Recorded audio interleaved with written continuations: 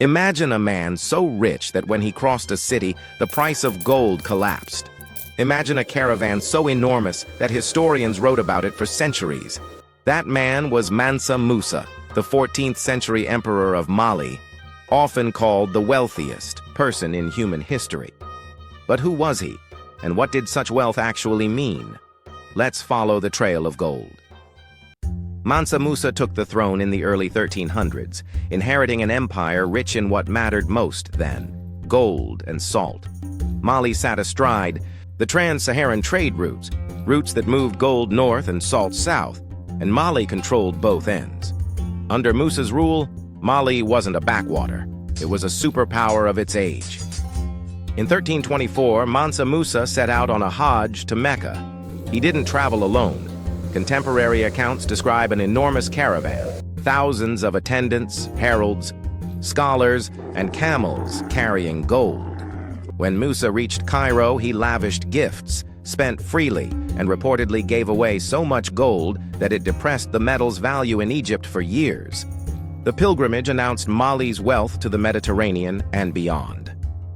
Chroniclers wrote that cities never forgot the display. Caravans like his became legend. Some medieval mapmakers even started drawing Mali and its rulers on European maps in new, exaggerated ways after hearing of Musa's riches. So, how rich was he actually? Short answer: impossible to pin down.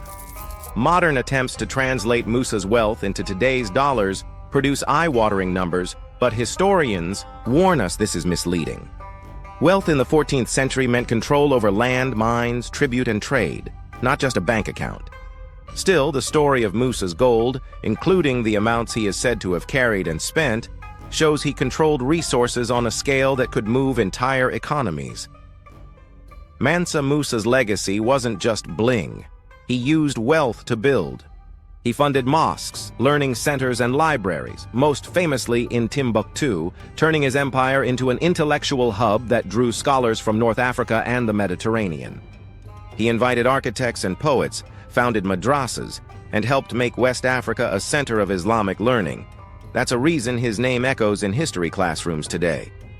But every great legend attracts myth. Some reports of Musa's caravan are exaggerated. Travelers' tales grew with every retelling.